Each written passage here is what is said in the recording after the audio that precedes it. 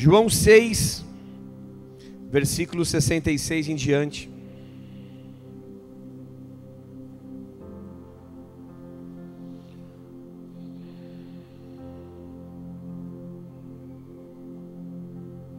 Diz assim: desde então muitos dos seus discípulos tornaram para trás e já não andavam com ele. Então disse Jesus aos 12: quereis vós também retirar-vos? Respondeu-lhe, pois, Simão Pedro: Senhor, para quem iremos nós? Tu tens as palavras da vida eterna, e nós temos crido e conhecido que tu és o Cristo, o Filho de Deus. Amém? Igreja, esses versículos registram um momento extremamente delicado. Um momento onde, por incrível que pareça, muitos discípulos de Jesus o deixaram. Por razões que iremos conhecer, mas o fato é que não poucos discípulos de Jesus, num determinado momento, o deixam. E é delicado porque a Bíblia não fala que eram alguns, a Bíblia fala que eram muitos. No versículo 66 que nós lemos aqui, diz que muitos dos seus discípulos tornaram para trás e já não andavam com ele. Você não vê em nenhum momento Jesus correndo atrás deles. Você não vê em nenhum momento Jesus agora se arrependendo do sermão e tentando mudar o sermão ou aliviar aquilo que havia sido ministrado. Razão da desistência, você vai entender daqui a pouco. Você não vê Jesus tentando mudar o que havia dito. Não, peraí, fiquem comigo, não foi bem isso que eu quis dizer. Você não vê em nenhum momento Jesus fazendo isso, mas o fato é que muitos pararam de segui-lo neste momento. Você não vê Jesus ansioso, você não vê Jesus preocupado. Muito pelo contrário, ele olha para os seus outros discípulos, para os seus 12, e agora pergunta para eles: vocês também querem ir embora? Tipo, fiquem à vontade, né? Mas se você analisar o contexto dessa história, você vai perceber que há pelo menos dois motivos, diga dois motivos. Razão da desistência. O primeiro motivo claro aqui nessa história está registrado ali no versículo 60. Se você puder acompanhar comigo, diz assim: muitos, pois, dos seus discípulos, ouvindo isto, disseram: duro é este discurso, quem o pode ouvir? Então, qual foi a primeira razão da desistência aqui? A primeira razão da desistência foi quando Jesus intensificou o grau de comprometimento necessário para segui-lo. Até esse momento, esses estavam seguindo, estavam acompanhando, mas quando Jesus estreita, quando Jesus intensifica o compromisso, o grau de renúncia, o grau do comprometimento com Ele, com a causa, com o propósito, com a missão, a Bíblia diz que esses agora olham para o discurso e falam: meu Deus, isso é muito duro, isso é muito difícil de ser vivido.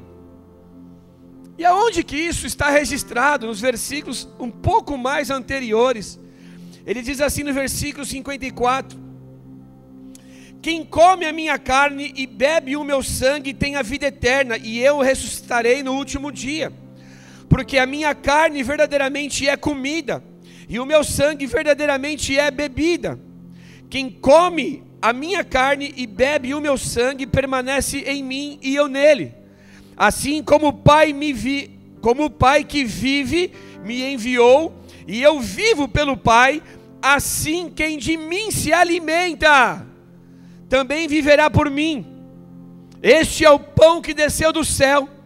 Não é o caso de nossos pais, de vossos pais, que comeram o maná e morreram. Quem comer este pão viverá para sempre. O que Jesus está fazendo aqui? Ele está intensificando o compromisso. Ele está dizendo: olha, se vocês não participarem do meu corpo, se vocês não participarem do meu sangue, se vocês não estiverem dispostos a pagar esse preço pela causa. E aí, esses discípulos ouvem isso e acham isso demais. Tipo, como assim? Difícil isso. Um outro motivo que eu quero também aproveitar aqui a oportunidade, encontrado aqui e razão dessa desistência, foi a falta de fé desses discípulos. No versículo 64, por exemplo, diz assim: mas há alguns de vós que não creem. Porque bem sabia Jesus desde o princípio, desde o começo, quem eram os que não criam e quem era o que havia de o entregar. Então está claro para nós aqui, amados, que o primeiro motivo da desistência foi a dificuldade do discurso, o compromisso necessário, o preço que esses discípulos teriam que pagar para poder seguir a Jesus. Quando confrontados com esse ensinamento, a Bíblia diz que muitos, a Bíblia não diz alguns, a Bíblia diz muitos já não andavam mais com ele. E quando também foi necessário crer na mensagem, Jesus mesmo disse que muitos deles não criam na mensagem.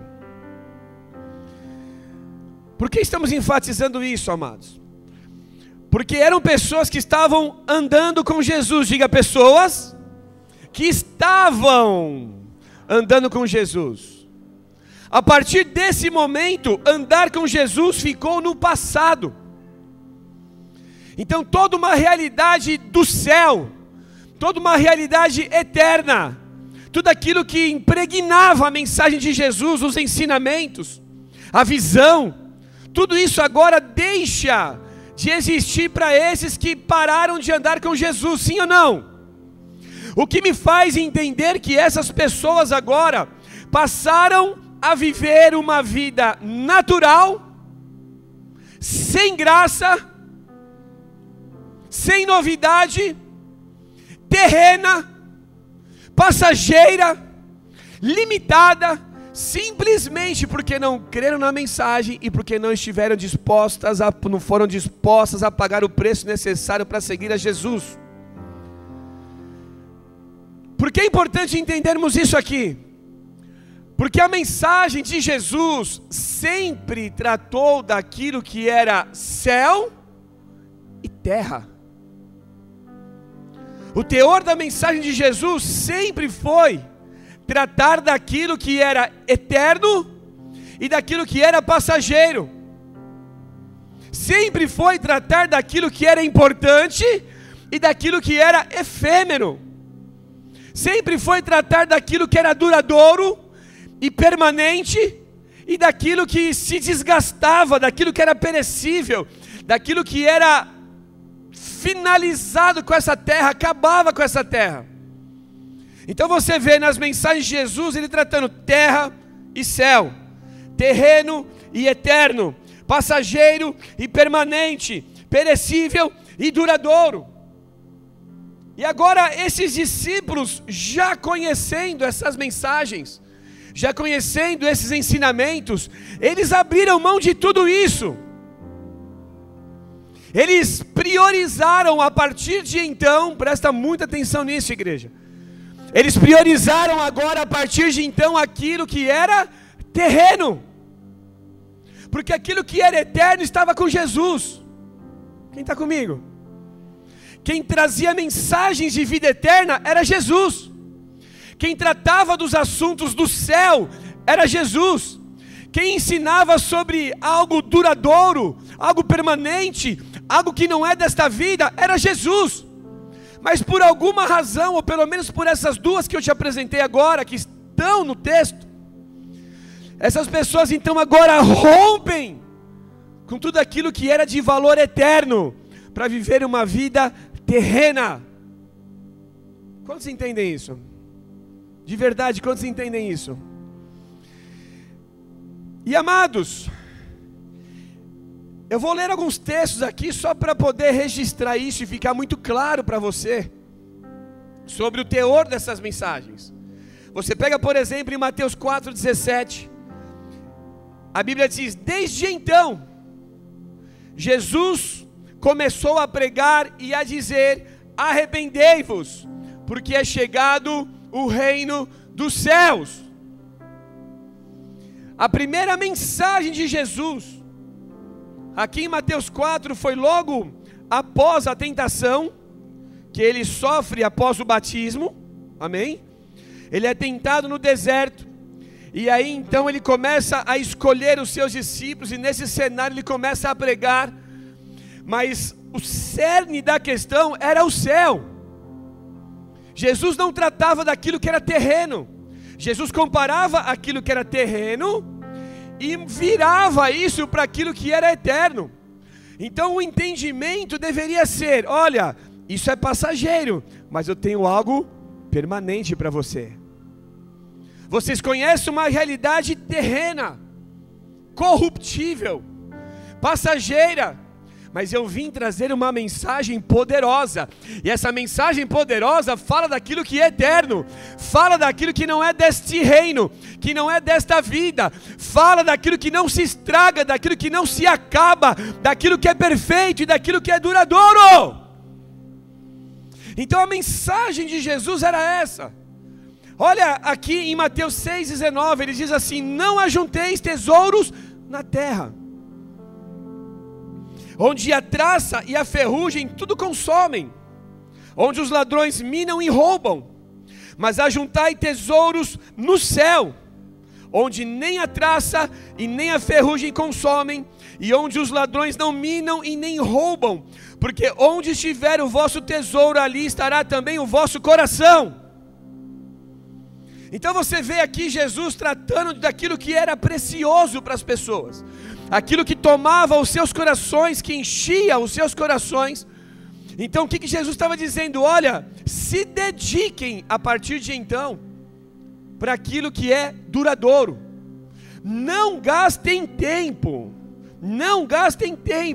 com aquilo que é passageiro.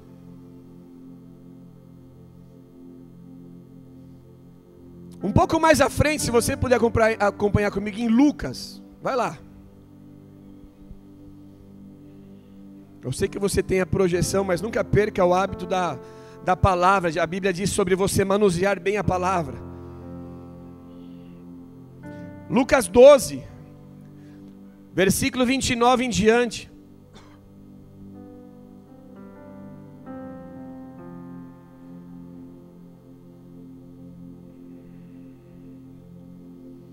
Diz assim: não pergunteis, pois, que haveis de comer ou que haveis de beber, e não andeis inquietos, porque as nações do mundo buscam todas essas coisas, mas o vosso Pai sabe que precisais delas.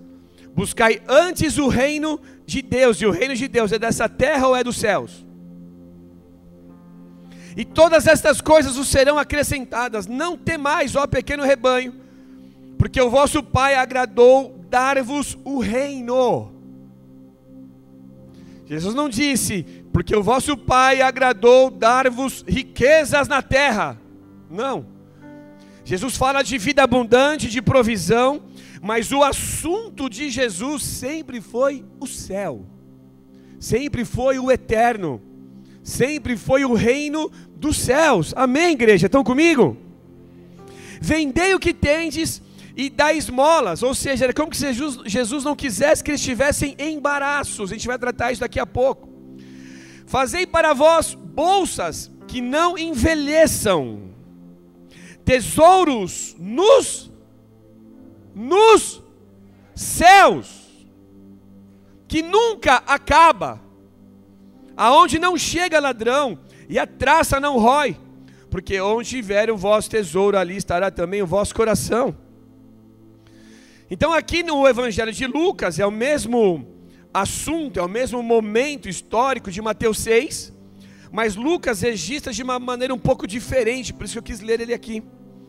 E quando você vê Jesus dizendo aos seus discípulos para eles venderem o que eles tinham e dar esmolas, era como que se Jesus estivesse dizendo: olha, não tenho nada que prendam vocês nessa terra.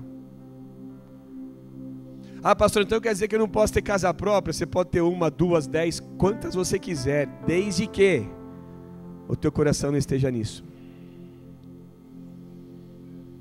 Então o problema aqui não era os bens, não eram as conquistas, mas era onde estava o coração. Porque onde estiver o vosso tesouro, ali estará o teu coração.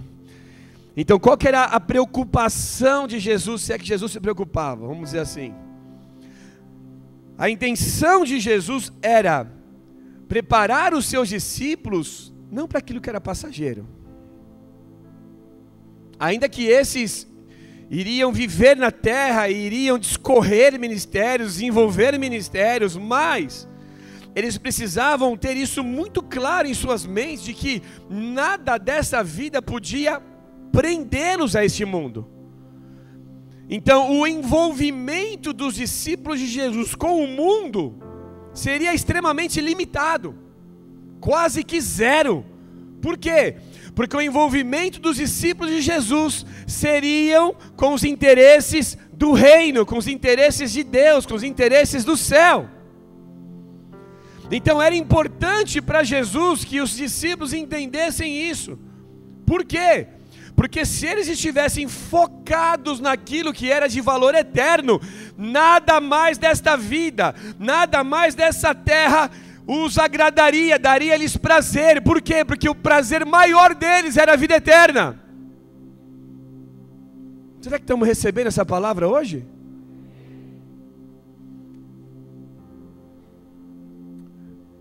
Agora, a triste realidade dos discípulos que deixaram de seguir a Jesus.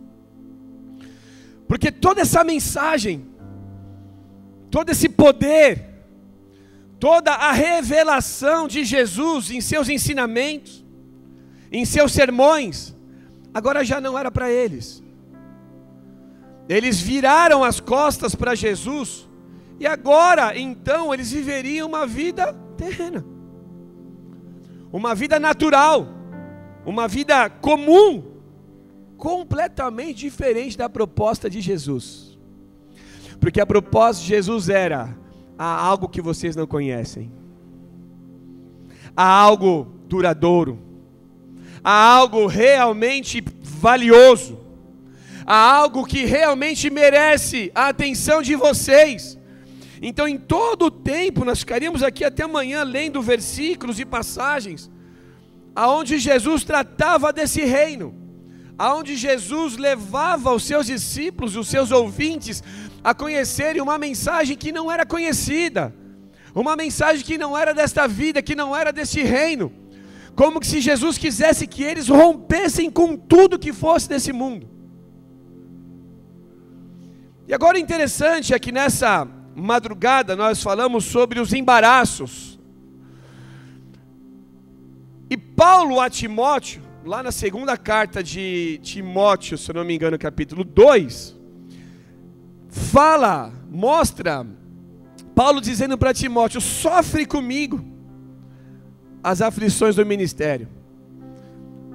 Só que ele diz: ninguém que milita se embaraça com negócios desta vida, a fim de agradar aquele que o alistou para a guerra.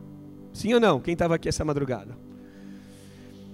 Então o que Paulo diz para Timóteo? Olha, aquele que ama Deus, aquele que se interessa pelas coisas de Deus, aquele que deseja seguir a Jesus, não pode ter nenhum tipo de embaraço na sua vida na terra.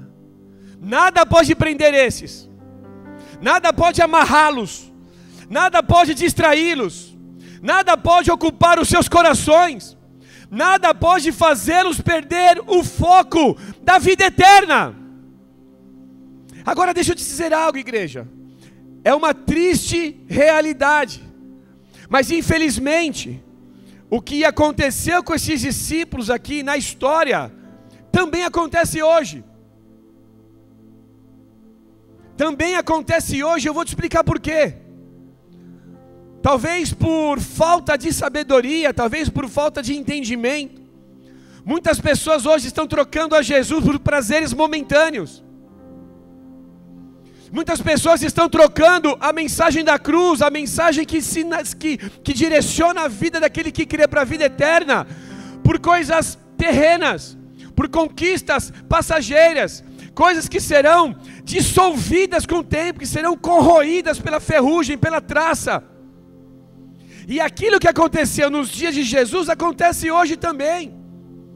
Muitos, por não quererem levar a palavra de Deus tão a sério como ela precisa ser levada, quando o grau de comprometimento se intensifica, esses acabam desistindo, esses acabam deixando a Jesus, esses acabam se desviando.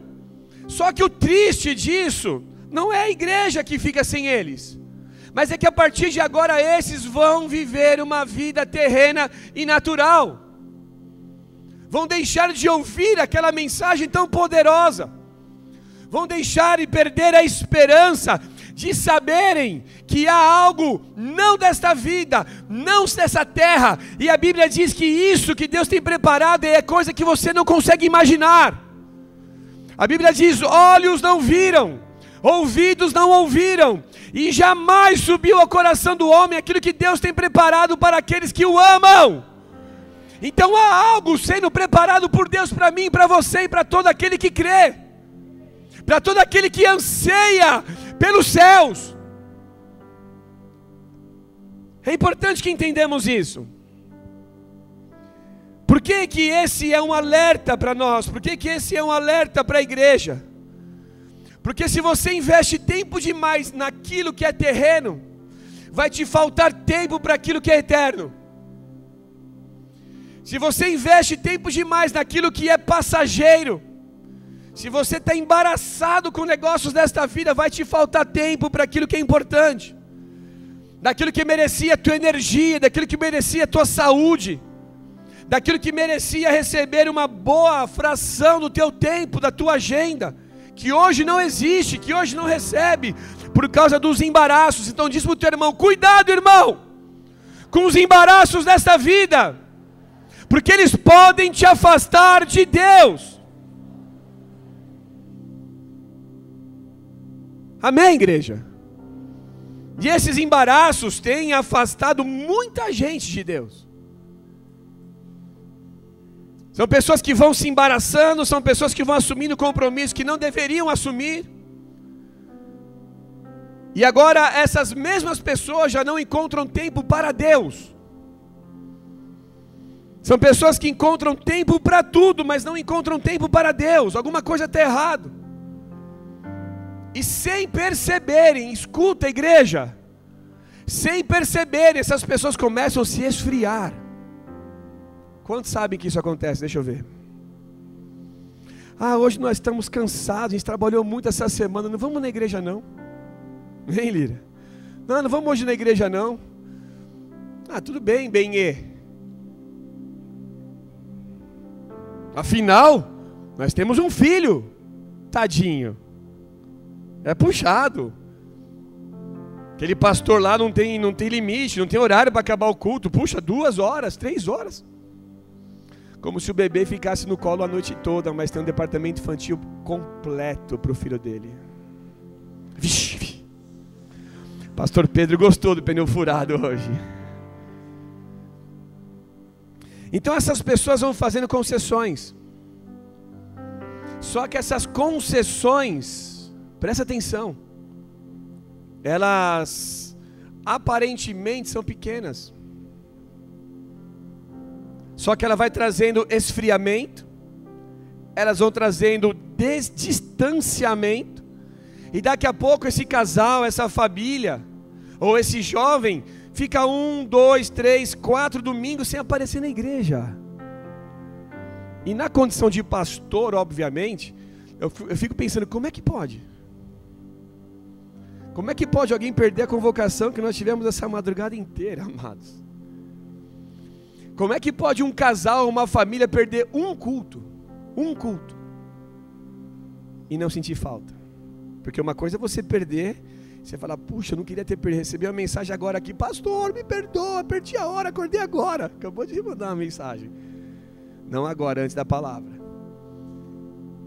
Coisas assim acontecem, mas são pessoas que pegam a palavra no dia seguinte, leem, sabe o que o pastor está pregando, sabe qual tem sido a direção para a igreja. São pessoas que se importam, são pessoas que se interessam, mas pessoas que estão embaraçadas com este mundo já não se importa mais. Ah, o que pregou na igreja quinta-feira? Não sei. O que pregou domingo? Não sei. O que está acontecendo na igreja? Também não sei. E daqui a pouco essas pessoas estão tão frias, estão tão distantes, que quando elas começam a acordar e começam a voltar para a igreja, elas se sentem deslocadas. Escuta o que eu estou falando. Eu sei porque eu acompanho pessoas. E as pessoas dizem, puxa, nós nem percebemos, mas nós nos esfriamos. Mas não é isso que nós queremos voltar, nós queremos nos aquecer, nos incendiar. São pessoas que acordam em tempo de mudança. São pessoas que reconhecem o perigo disso. Agora, como que eu consigo saber se somos essas pessoas? Pergunta para o teu irmão, como identificar isso? Como eu identifico o meu desinteresse pelas coisas de Deus? Como eu consigo identificar, presta atenção, amados, como eu consigo identificar se eu estou mais embaraçado com as coisas do mundo ou mais envolvido com as coisas de Deus? Diz para o teu irmão, as tuas prioridades irão determinar o que é importante para você ou menos importante para você. Quantos concordam? Amém. As tuas prioridades respondem a você. Se eu não posso ir no culto, se eu não posso ir na convocação, se eu não posso ir no carnaval, se eu não posso fazer isso, eu não posso fazer aquilo, você está fazendo outras coisas. Porque ninguém está deitado no sofá de casa assistindo Netflix o dia inteiro. Ou pelo menos não deveria. Mas o fato é que houve uma troca. Aquele tempo que você dedicava para Deus, agora você dedica para várias outras coisas, menos para Deus. Menos para Deus. O tempo gasto com uma coisa ou com outra revelará o que realmente é importante para nós. Agora, deixa eu te fazer uma pergunta. Alguém que troca aquilo que é de valor eterno por aquilo que é de valor terreno, não está batendo muito bem na cabeça, sim ou não? Mas por que tem tanta gente fazendo isso? Por que tem tanta gente deixando Jesus para trás? Ai, sabe, Deus está me enchendo de ideias, de projetos, e eu estou trabalhando incansavelmente. Tem gente que acha bonito isso, né? Mal sabe ele, quem trabalha muito é pecador. A Bíblia diz isso, sim ou não? O excesso de trabalho não tem nada a ver com bênção de Deus. A Bíblia fala que esse trabalha para ajuntar e dar para aquele que é bom diante de Deus. Então não vai ficar nem para ele. Mas não importa o que seja. Talvez um relacionamento, talvez um namoro, talvez o início de um casamento. E eu vou abrir um parênteses aqui, nós entendemos os momentos. Nós entendemos o momento que o casal casa, né? Tem coisas que eu não posso nem ensinar aqui na igreja, mas eu vou falar.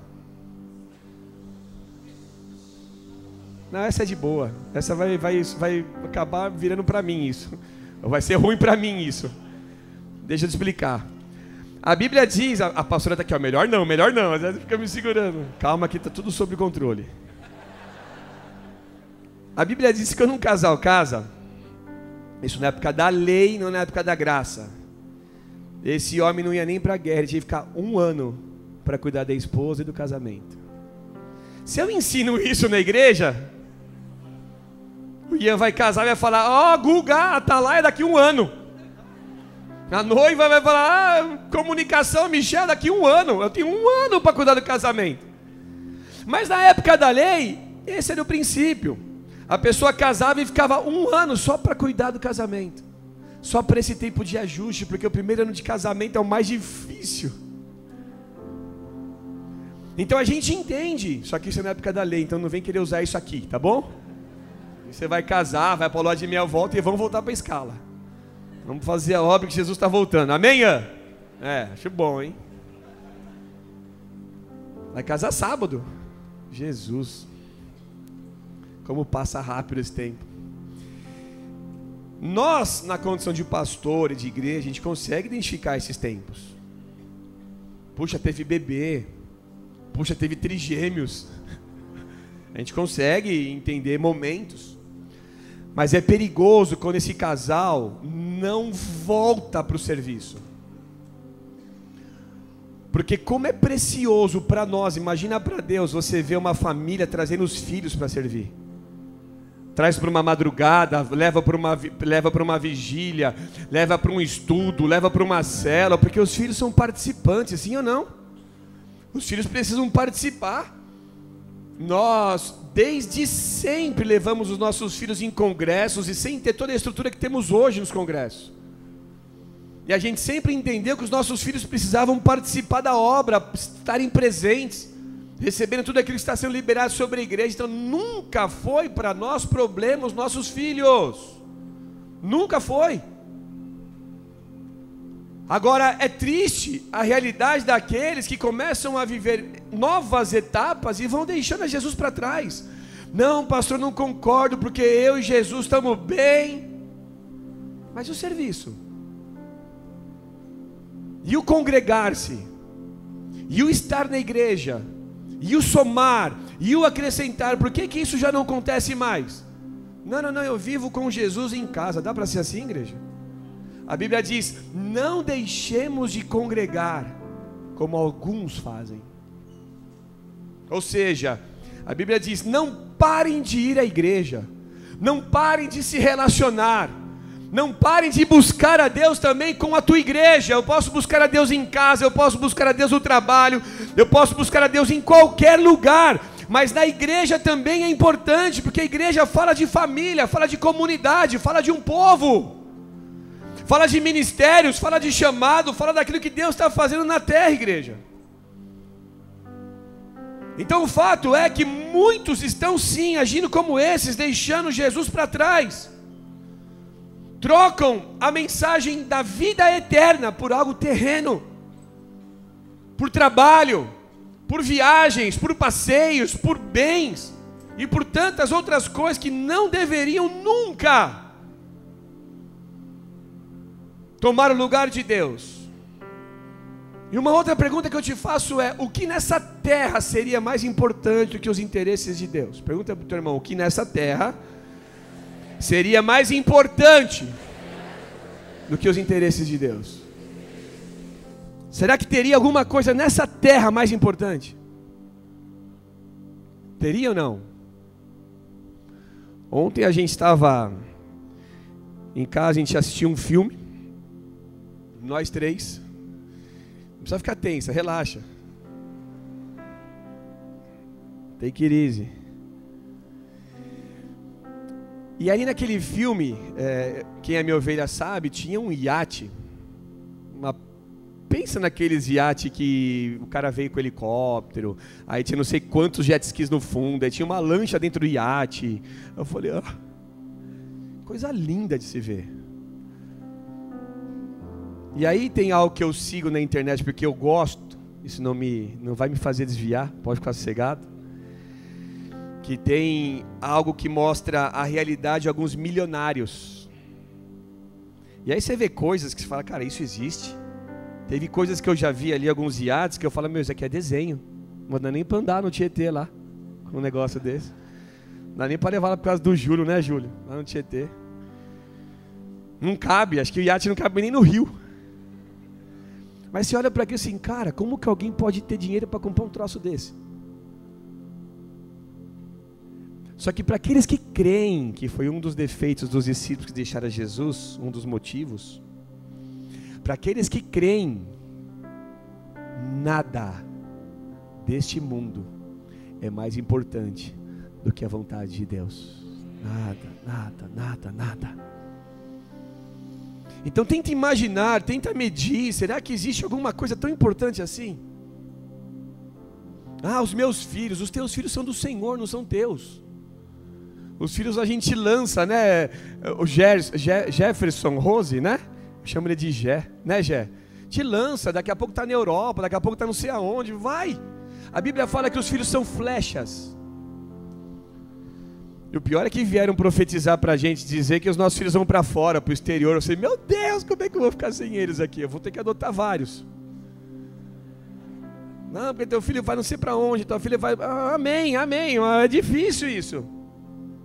E pior, e se Jesus não voltar logo? Filho é uma bênção, amo os meus filhos, mas filho não é tudo. Não, para mim é mais que Deus? Não, mas a gente está falando de igreja. Não, eu estou falando dos interesses de Deus. Então nosso coração tem que estar muito alinhado com prioridades. Amém, igreja? Abra sua Bíblia comigo em Colossenses capítulo 3. É necessário haver um equilíbrio. O tempo com a família é fundamental, é necessário, mas não é só a família que existe. Não, eu estou priorizando a minha família. Sabe o que eu tenho escutado, igreja? Às vezes a pessoa não aparece na igreja, você liga, manda uma mensagem, viu? Não estou te vendo, o que está acontecendo? Está tudo bem? Né? Não te vi mais na igreja, né? Você não está mais nos ministérios, o que está acontecendo? Não, é que eu estou numa fase de priorizar minha família. Eu falei, que raio de entendimento da Bíblia é esse? Porque a Bíblia fala de você priorizar a família, mas também fala de você congregar, de você ir para a igreja, de você receber a palavra. E esse distanciamento vai esfriando, daqui a pouco estamos fazendo concessões, daqui a pouco começa a acontecer um monte de coisa que não poderia e nem deveria estar acontecendo. E tudo isso porque estão longe de Deus, longe da igreja. Colossenses 3:1 diz assim: portanto, se já ressuscitastes com Cristo, buscai as coisas que são de cima, onde Cristo está sentado à destra de Deus. Pensai nas coisas que são de cima e não nas que são da terra. Presta atenção, igreja, ouça. Porque já estáis mortos, e a vossa vida está escondida com Cristo em Deus. Quando Cristo, que é a nossa vida, se manifestar, então também vós vos manifestareis com Ele em glória. E agora fica fácil entender por que Paulo fala aos Gálatas: vivo, não mais eu, mas Cristo vive em mim. Ou seja, ele tinha esse entendimento. E olha que ele ensina aqui aos Colossenses, ele está dizendo: olha, se vocês já tiveram uma experiência com Jesus, se vocês já ressuscitaram com Cristo, vocês devem se interessar, vocês devem se envolver, vocês devem buscar aquilo que é lá de cima.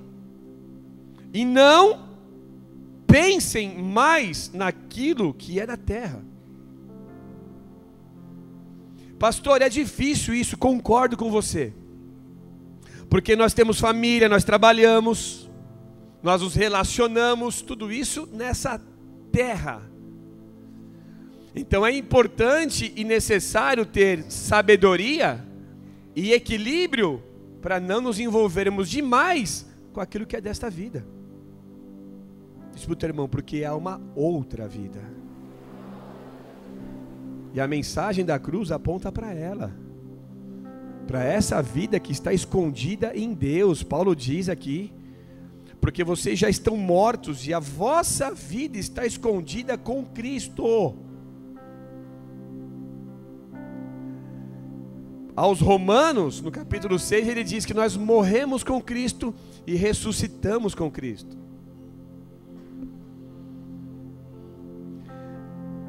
Agora, sabe o que eu acredito, igreja? Quer saber? Ou não? A gente já encerra aqui agora. Sabe o que eu acredito que está acontecendo? Deus está preparando um povo para Ele, que se interessa mais por aquilo que é eterno do que por aquilo que é terreno. Deus está preparando um povo para Ele, por toda a face da terra. Um povo que não vai mais permitir que embaraços os impeça de viverem cada um o seu chamado e missão. Para esse povo, para esta gente, os interesses de Deus são mais importantes que qualquer outra coisa. Para esses, renunciar às suas paixões, às suas vontades, não vai ser tão difícil assim, porque a vida deles já está escondida com Deus. As prioridades agora já foram alinhadas. Então para esses agora não vai ser tão difícil.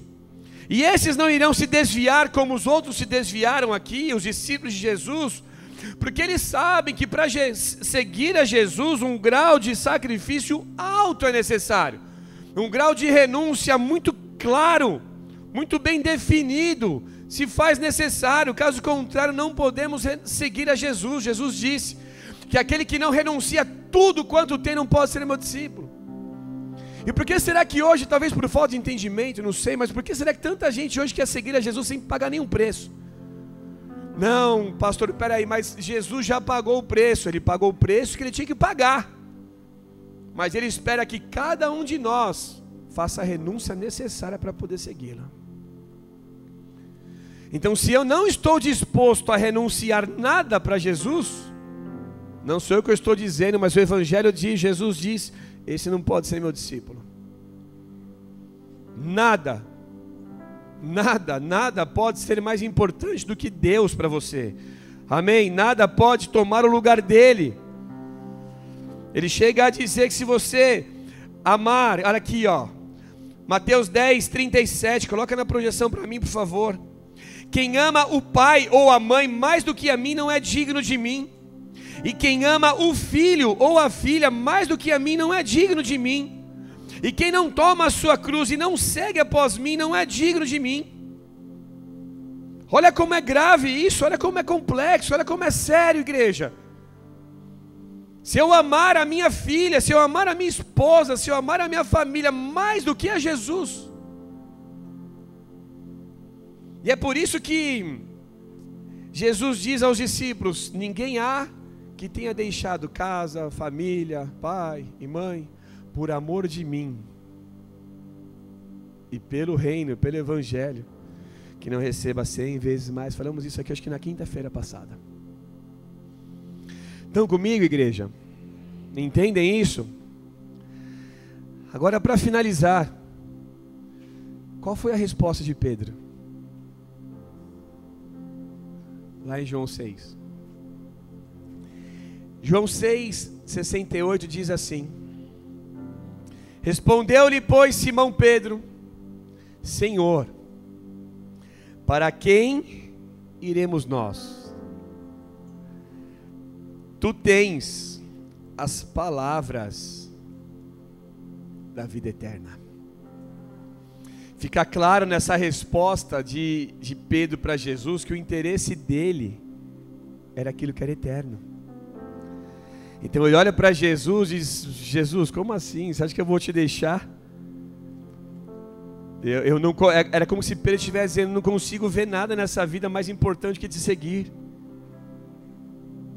Eu não consigo me interessar por mais nada dessa vida. Depois que eu deixei tudo para trás para te seguir, já não tenho mais nada para trás, não tenho nem para onde eu voltar.